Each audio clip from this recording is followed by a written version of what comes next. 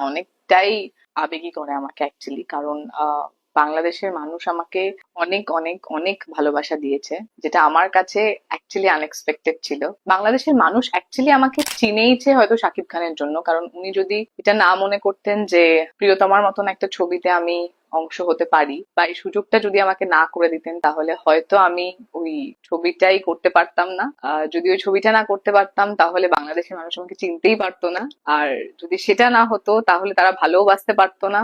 তাহলে বরবাদও আমি কোনোদিনও করতে পারতাম না, না আজকে ইন্টারভিউটাও দিতে পারতাম। তার জন্য আমি খুবই গ্রেটফুল ওনার কাছে, যে উনি আমাকে যোগ্য ভেবেছেন যে ওনার জীবনের দুটো বড় প্রজেক্টে আমি পার্ট হতে পারি। So I am thankful to him and grateful to. বাবা, রোম্যান্সে ডুবে যান কিনা সেটা তো ওনাকে জিজ্ঞেস করতে হবে। তবে আমি ওনাকে যতদূর দেখেছি ফ্লোরে, উনি শান্তশিষ্ট একটা মানুষ বলে আমার মনে হয়। একটু ইন্ট্রোভার্ট, আর উনি কাজের প্রতি ভীষণ একটা, কাজটা নিয়ে ভাবেন, আর ওইটার মধ্যেই থাকেন। খুব একটা হাসি ঠাট্টা খুব একটা করেন না। তবে হ্যাঁ, যখন দেখেন যে মাহল খুব বেশি সিরিয়াস হয়ে যাচ্ছে বা সবাই খুব একটা সিরিয়াস মোডে চলে গেছে, তখন উনি একটু চেষ্টা করেন যে হাসি ঠাট্টা করে মাহলটা হালকা করার। না না, আমি একদমই তাদেরকে সান্ত্বনা দিতে চাই না। তাদেরকে একটাই কথা বলতে চাই যে আমি তাদের সবাইকে খুব খুব খুব ভালোবাসি।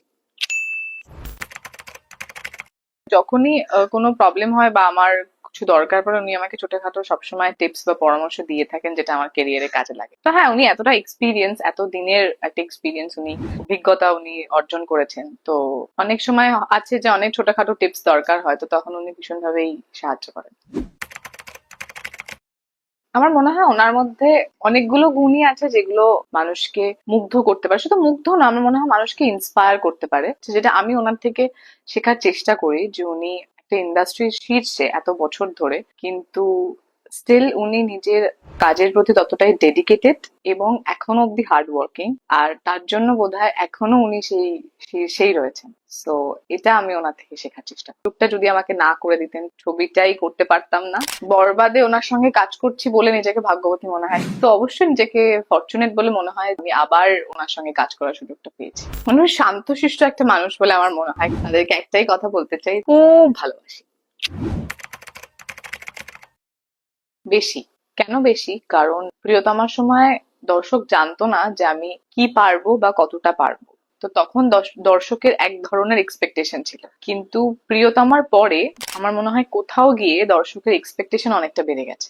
এখন যেটা হয়েছে যে বরবাদে যখনই কাজ করার আগে আমাকে এটা মাথায় রাখতে হয়েছে যে ওই এক্সপেকটেশন লেভেলটা আমাকে ছুতে হবে বা তার থেকে বেটার পারফর্ম করতে হবে। তো এই ছবিটা আমি আরো বেশি যত্ন নিয়ে করেছি।